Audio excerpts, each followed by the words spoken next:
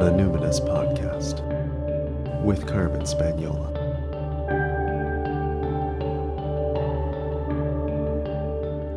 Hi there, and welcome to the Numinous Podcast, where we have interesting conversation with everyday folks about the mystery of life. This podcast is a complement to the Numinous School, my online intuition development course, and it's produced with the support and encouragement of my patrons, listeners who enjoy the show and let me know with a financial high five. If you'd like to become a patron of the show, I'll let you know how at the end of the episode. This week, we're speaking again with Nicole Foss. Nicole is an international energy and finance analyst and the co-founder of the website The Automatic Earth, where she writes under the pen name Stonely. The Automatic Earth integrates the complex issues of energy, finance, environmental issues, psychology, population, and international politics, so we can better understand why we find ourselves in this state of crisis globally, financially, and what we can do about it. Nicole was previously the editor of the Oil Drum Canada, where she wrote on peak oil and finance, and I've been reading The Automatic Earth for some years and following, in particular, her specific advice that they write about in their primers. So I highly recommend you go to theautomaticearth.com. And in this conversation, we are focusing on the primer called How to Build a Lifeboat. I connected with Nicole over Skype. She was at home near Wellington, New Zealand. Okay, Nicole, you have a wonderful primer on your website, The Automatic Earth, and it's called How to Build a Lifeboat. Now, you have sort of 4 points that I'd really like to focus on. The first one in How to Build a Lifeboat is hold no debt. And you talk about inflationary times versus deflationary times.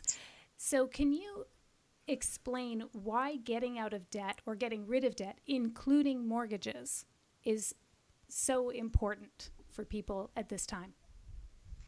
Well, we've lived through a 30-year credit expansion. So we've increased the supply of credit and debt relentlessly for 30 years. It's been growing exponentially. People have been borrowing money because when you borrow money, you can have more in the short term, in the now, than you could if you didn't borrow money.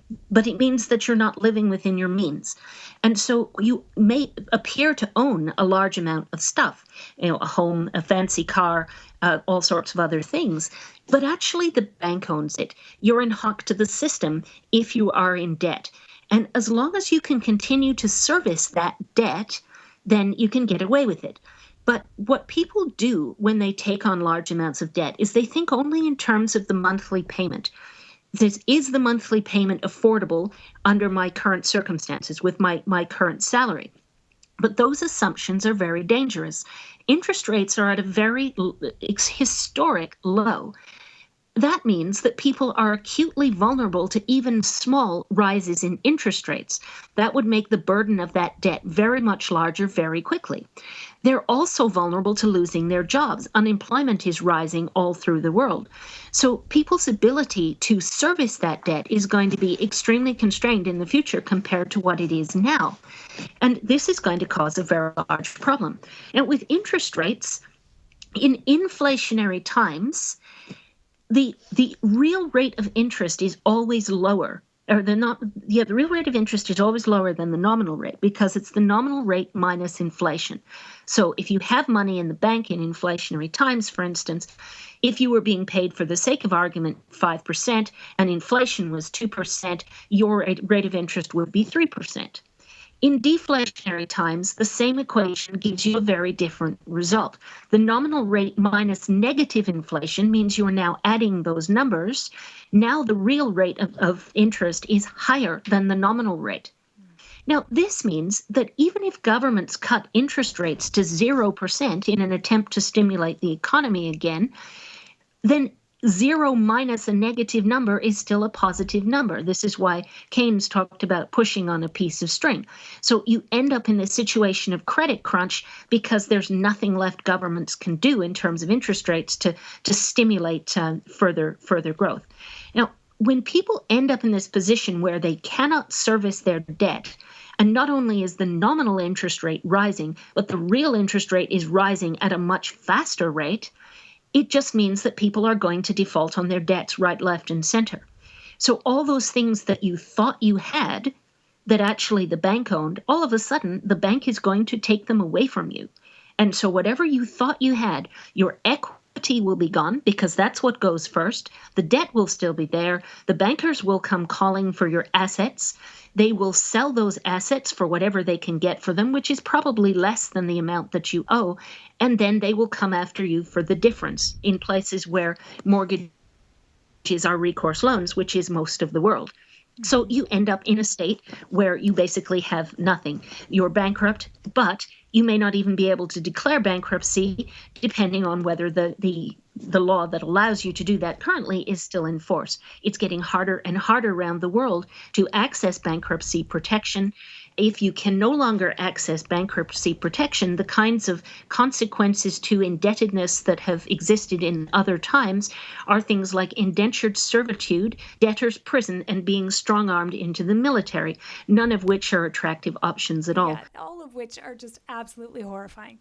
Like, I just can't, I mean, it's so medieval. Oh my God. It is. But these are things that have happened many, many times in history. The ability to wipe off debts and move on without consequence is an artifact of modernity. We're going to be moving backward in time in many ways. And the consequences of debt, the escalating consequences of debt, are very much part of that. This is why I advise people all the time to get out of debt if you possibly can, because otherwise there's a sword hanging over your head and you never know when it's going to fall on you. And you talk about how renting is a really good possibility. Now, I have a friend who has been in the very fortunate position recently of selling a home in Toronto and moving to the country. And they have purchased a barn. And so they could do some renovations. I mean, so they're mortgage free, but the barn isn't livable right now. So they're sort of wondering, well, you know, should we take on a mortgage and sort of make it our forever amazing house? Or should we be, you know, should we keep some cash on hand? Like, how should we do this? I would love to know how you might advise somebody in that position, because I remember in an earlier conversation you said that people who have mortgages that actually have quite a lot of equity, like you've almost paid it off, are actually at a higher risk when the bubble bursts, because the bank could, you know, they would call you on that loan first because there's more to get. So would you suggest that if possible, people divest from these large investments and move to renting right now? Or should they like double down and pay it all off right now? Like what would a person do at this crux? Either option is possible. It's the one in between that doesn't work. Right. So paying it off as much as you can, but still having a mortgage is not really helping you very much. You're sacrificing your cash on hand and you're just making yourself a more attractive target for a margin call on your house.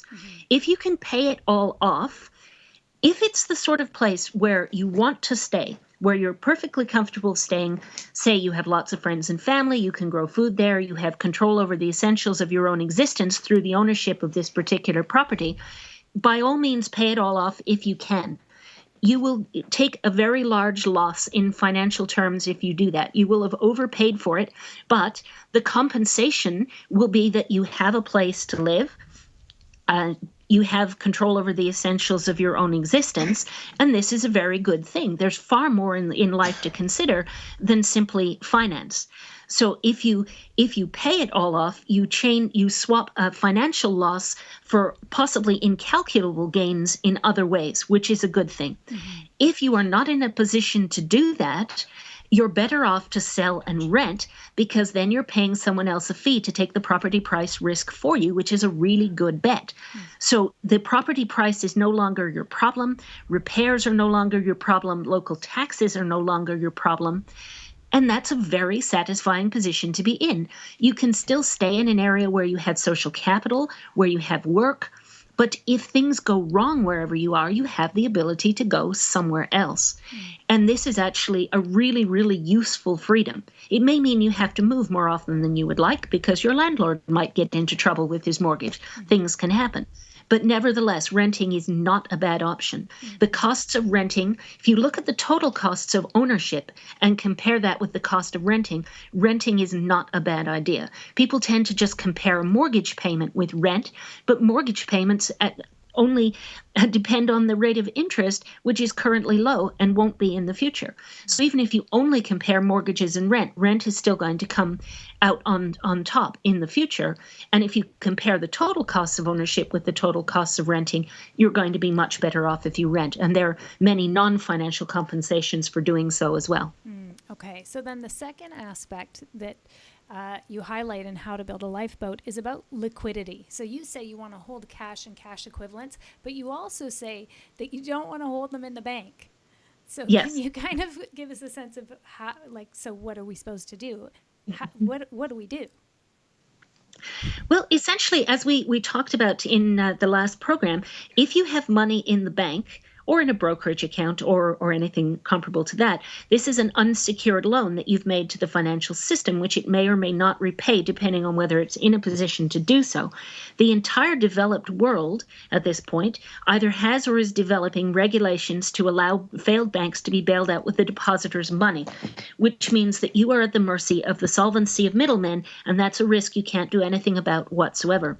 So don't assume that just because you have money in the bank that it will still be there one day, or especially when you need it.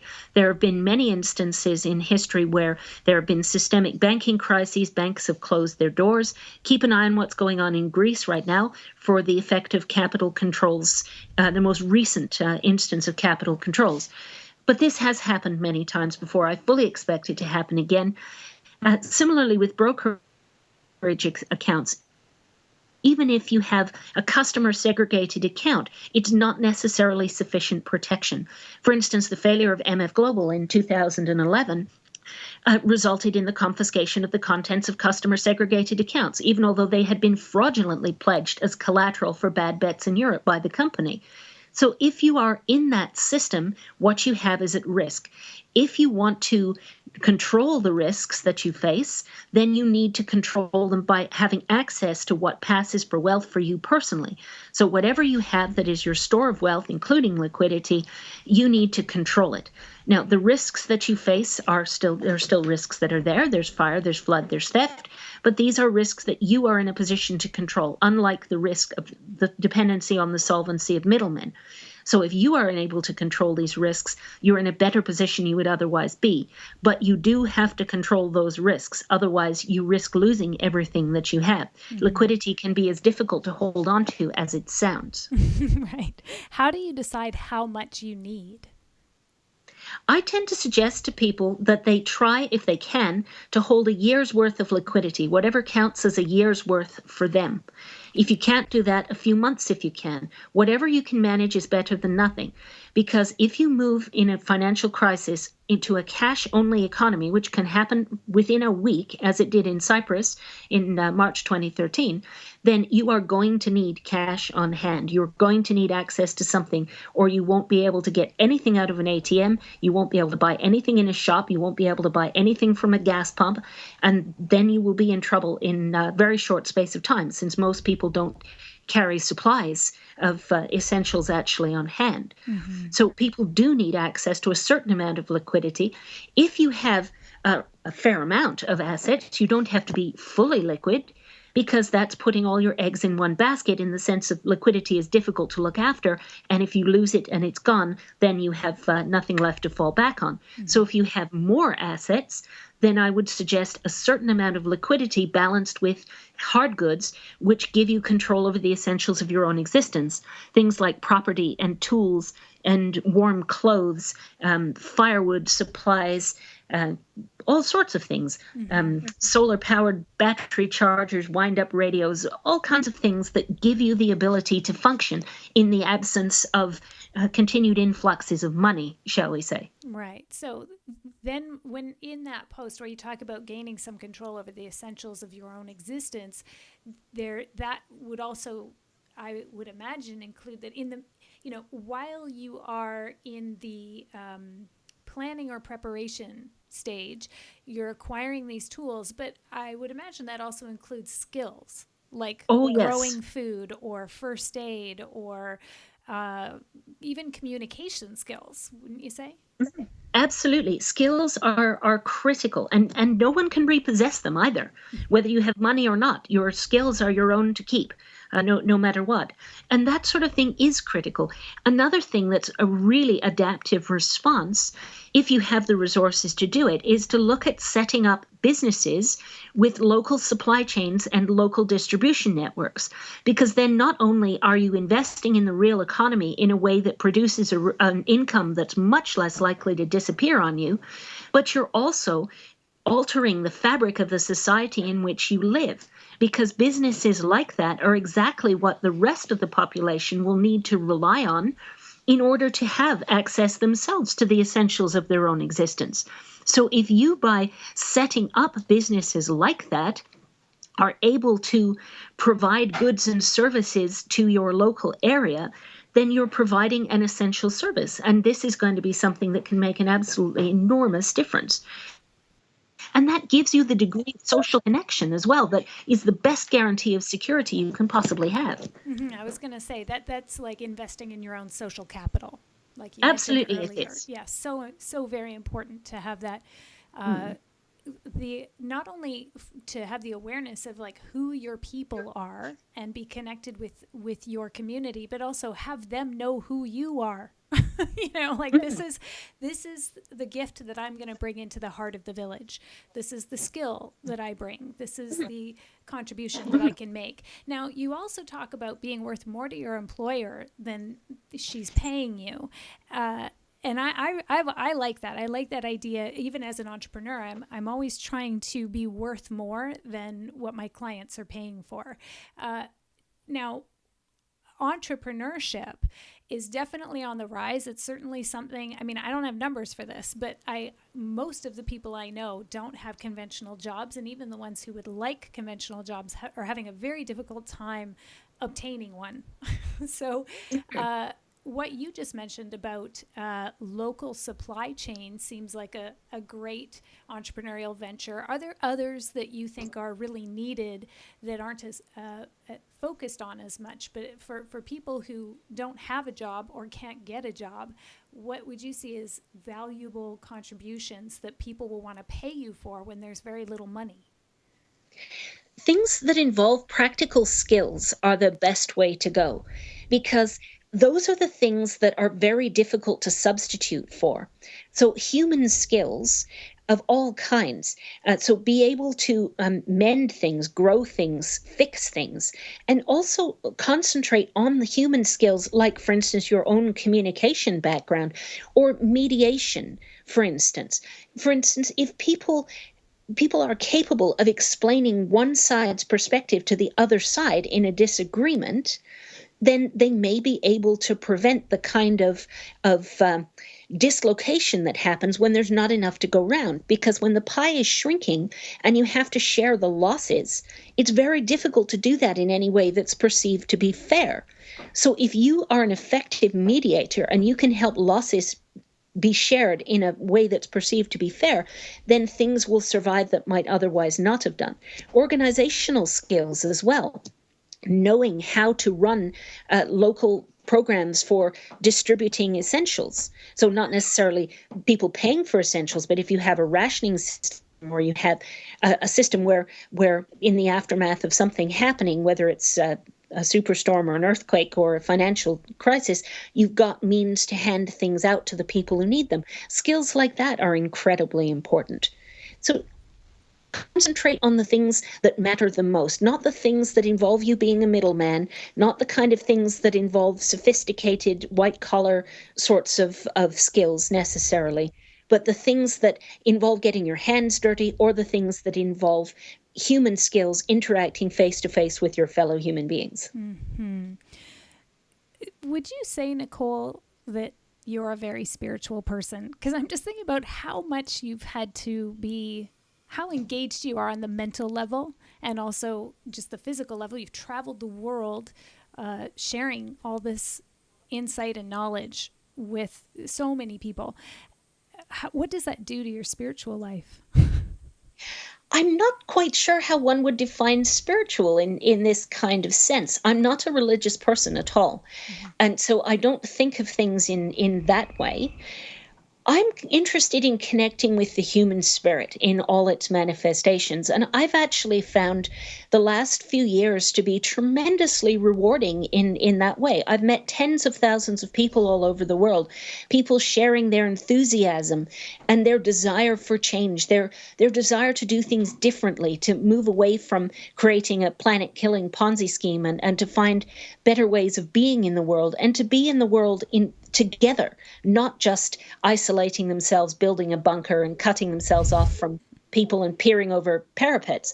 So I've actually found it an incredible experience reaching out to my fellow man, and that does nourish me in many ways. I wouldn't put it as to say that it nourishes my soul, perhaps, but I would say that it's been tremendously nourishing to my sense of who I am as a person and what it's possible for one person to do in this era when we have had the ability for independent voices to reach out and be heard and to potentially make a difference. I would very much like to make a difference in the world. Mm-hmm. Well, I mean, I'm sure you hear it all the time, but yes, you are at the very, I don't know what you're hoping to achieve at the institutional level or political level, but certainly at the personal level, it's been absolutely life-changing following your work.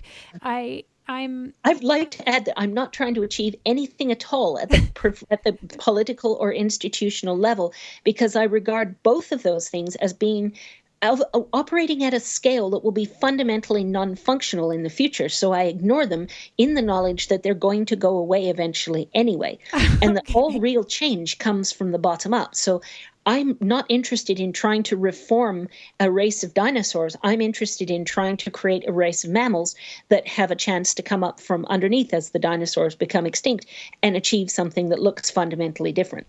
Okay, so I was going to ask you if as resource constraints create more and more autocratic or despotic governments, right now in the present moment, do you think voting matters? Honestly, no, I really don't. I don't think it matters who's in the position of supposed power, because I don't think our elected leaders are actually where the power lies anyway. I think they're figureheads, and they're the people whose job it is to sell the policies of others to the public. They're spin doctors, essentially. And so I actually think that although we still have the outward appearance of the institutions of democracy, we actually have not had real democracy for a long time. We have $1, one vote. We have a system that's bought and paid for by big capital, and I don't involve myself in it hardly at all, because I don't see it as being in any way a source of solutions. I don't think it matters who's in power. The same things will happen anyway, because the power does not rest with elected office. Now, in small countries or small political contexts, that may be less true. So, for instance, in New Zealand, when there's only 4.5 million people, there's a limit to how ridiculously over the top a national government could get. I mean, this one's about as over the top as it really could be. So it's not that it's not possible to be in that same position, but I think in a period of crunch, when the existing system is not operating anymore, there can be a need for something that operates at a national scale in the places that are small. I think that where places are much larger than that, the largest effective organizational scale will be much smaller than national. So certainly in Canada and the United States, for instance. I think it's critical to notice the connection between trust and effective organizational scale. That where you have trust resting in the institutional framework, that trust confers political legitimacy, and that political legitimacy confers effective organizational ability, effective governance ability. So the scale that you can operate on and be an effective governance structure right now is quite large. In the future, when the trust horizon is collapsing, the trust will be withdrawn. National and international institutions will become stranded assets from a trust perspective, will no longer enjoy political legitimacy, as we're currently seeing in Europe. And then effective organizational scale will get much smaller. I engage now with smaller political entities because those are the ones that are going to be the future of governance in an era where the larger political entities are not really going to be able to function. They'll still be there, but they'll be causing trouble, not providing solutions mostly. All the solutions, I think, will come from the bottom up. Now, human beings get themselves into trouble every time they operate beyond a certain scale. You end up with something called functional stupidity in Dmitry Orlov's terms, where what happens is you cut off the ability to be reflexive, the ability to learn from one's mistakes. So when the system and the institutions in it get large enough to be beyond that scale, what you get is things happening that are functional in that they keep the system going, but stupid in that they undermine its continued ability to exist and function in the future. And things like that, institutions at that scale, are not worth trying to reform. They're fundamentally unreformable.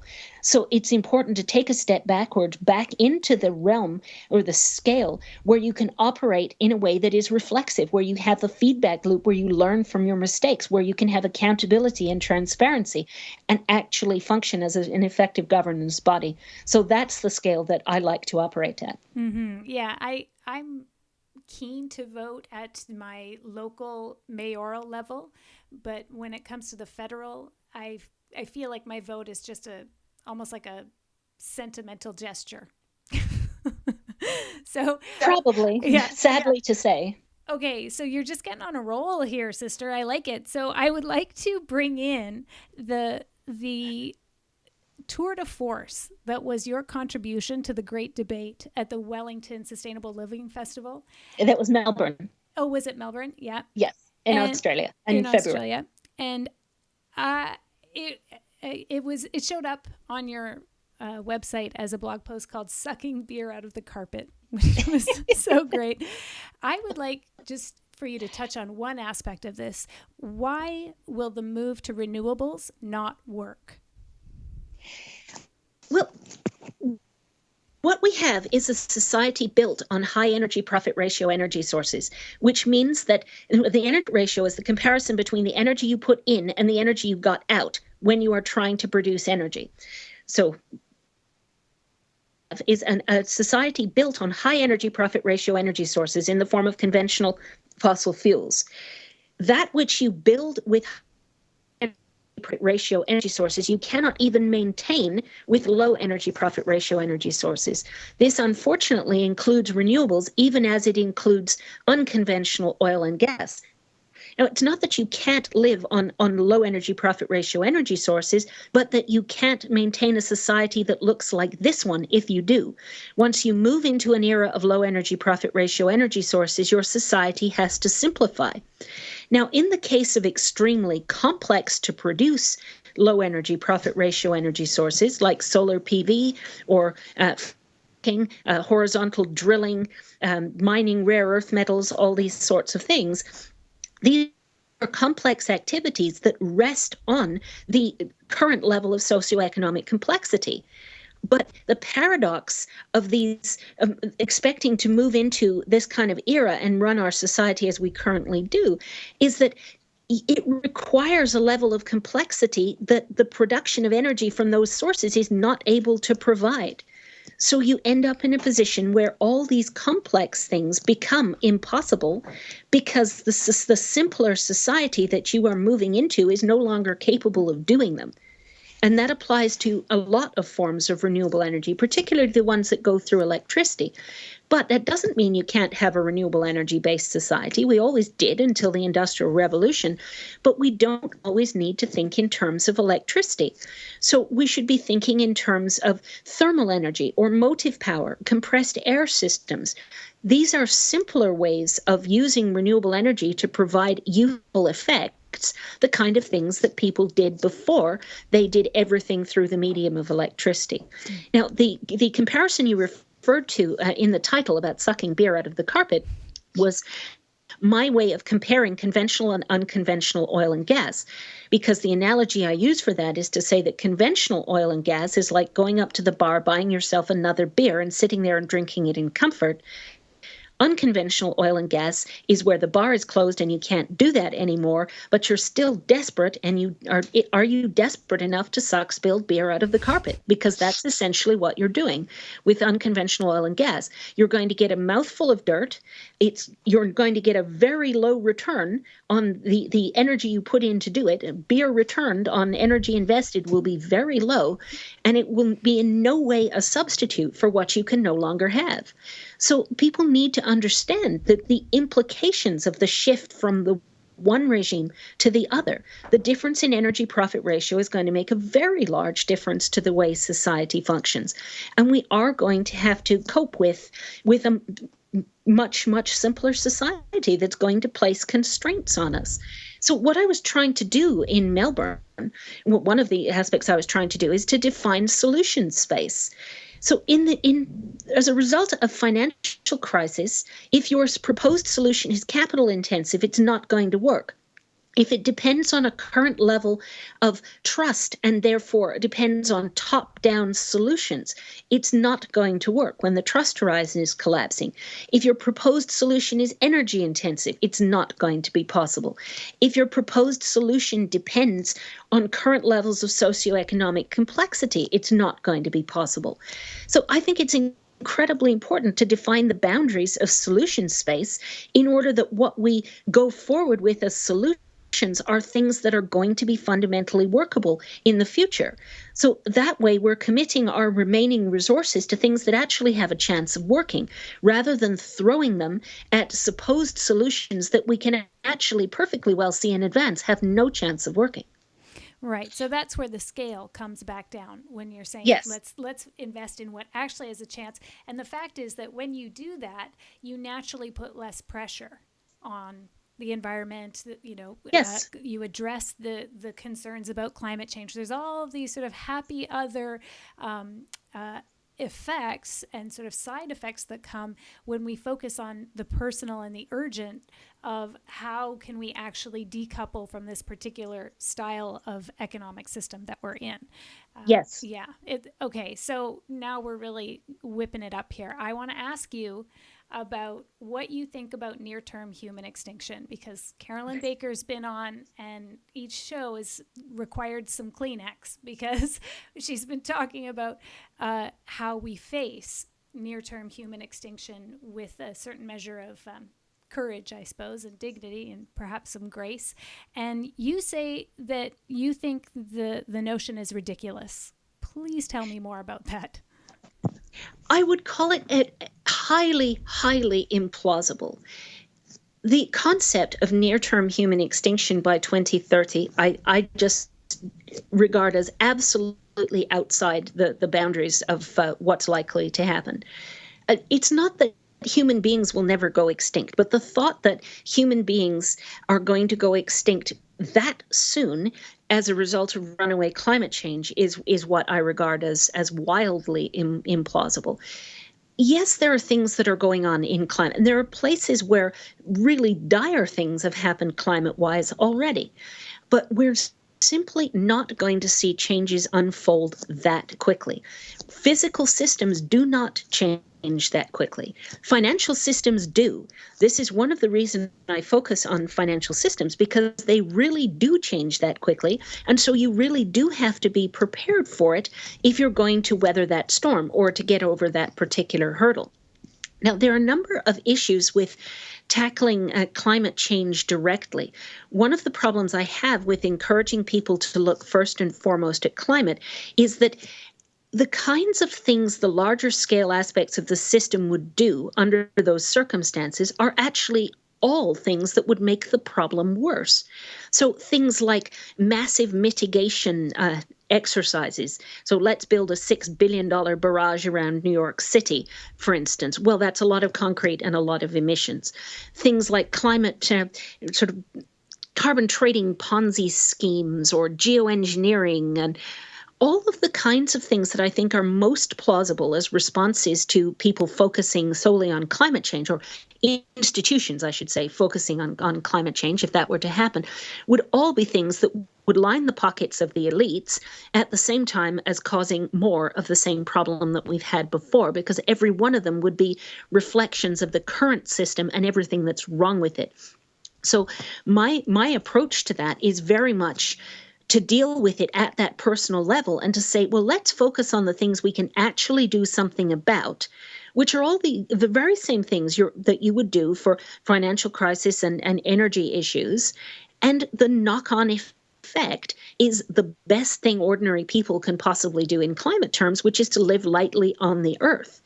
And I think if you do that, the combination of financial collapse and people doing their best to live lightly on the earth is the best case scenario you can hope for in terms of climate.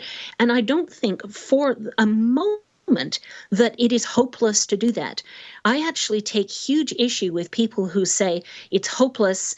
Why would you even bother? I mean, well, not that they say, why would you bother? They say, oh, well, we should do this just for the sake of living with dignity. But the message people will get is, why should I bother?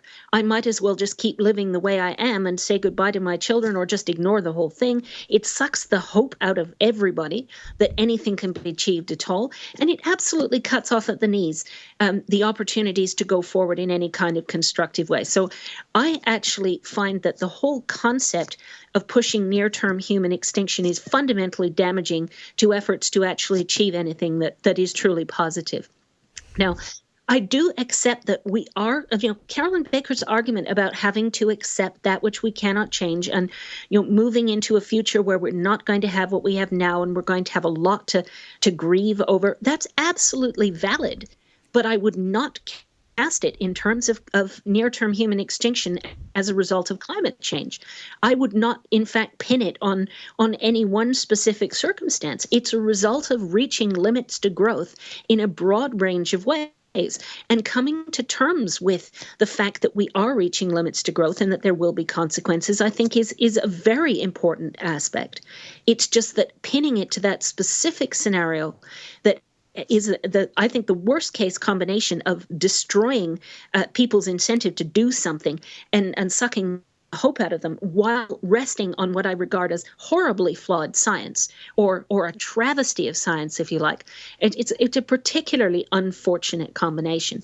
I look at the supposed science behind this, and I look at cherry picking data.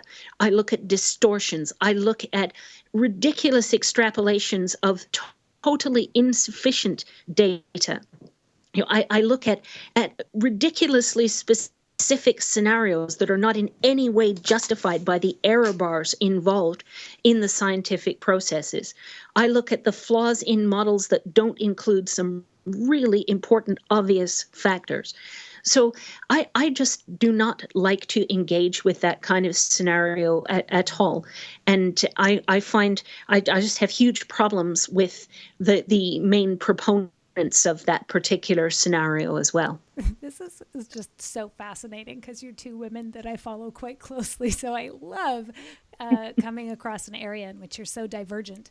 And to be honest with you, I don't know which bleak reality I'd rather face: econopocalypse or near-term human extinction.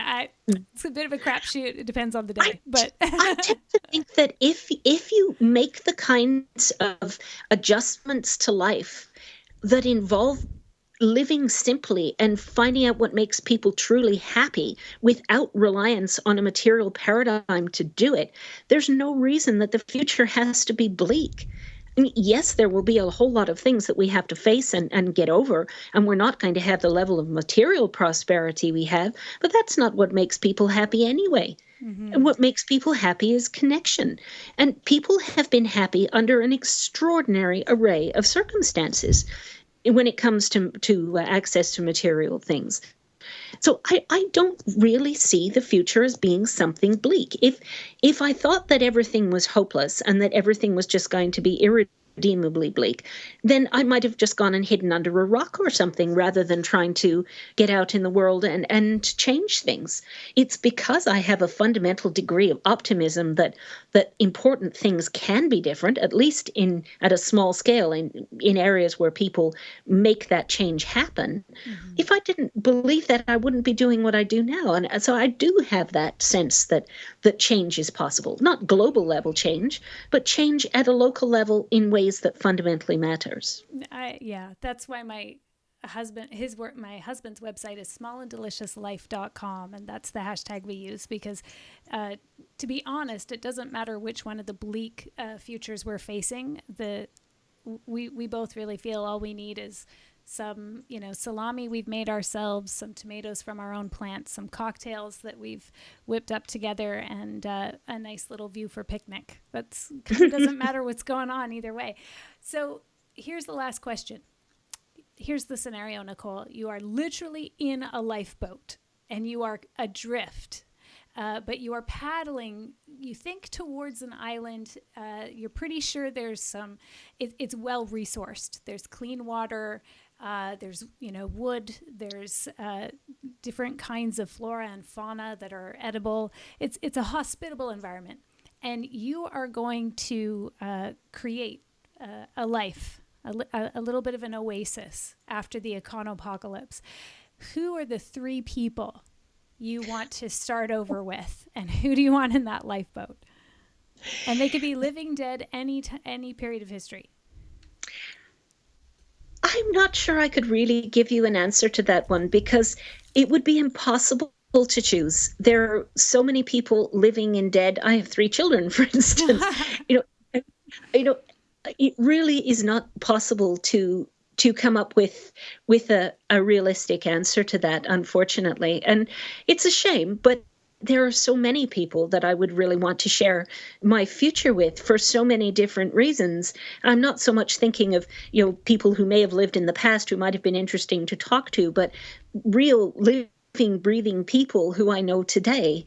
And I'm not sure that any kind of life with only 3 other people would do. Okay, well, let me narrow it for you. So first of all, fortunately, you don't have to answer in a realistic way because it's just a totally hypothetical question. Yes, I realize that. Let's say there are 3 other writers. Let's say writers in particular, because they're going to be interesting, they're going to be thoughtful and well-spoken, and they're going to know how to drink. Let's put it that way. So who are the 3 writers you would like to kickstart some new civilization with in your lifeboat? And, in this particular area, so listeners will get a sense of who your influences are, who you're interested in. And, I'm the kind of person who when I read a really good book, what I really want to do is then read all the books that are in the bibliography and the footnotes. So who are the 3 writers that our listeners should check in and read up on? Well, of course, I would have to start that list with my writing partner, Ilagi, at The Automatic Earth, who's an absolutely passionate polemicist on the human condition. And we've been hanging around for 10 years already, so I already know that we could share a desert island and not kill each other. So that's probably a good start. But in terms of other writers, there are so many. I mean, I've been tremendously interested in Bob Prechter's work in finance, and Nate Hagen's in terms of energy and the big picture and human psychology. John Michael Greer is a fascinating writer, again, extremely perceptive of the human condition. Thomas Homer Dixon is an excellent interdisciplinary big picture person. And there are simply so many others.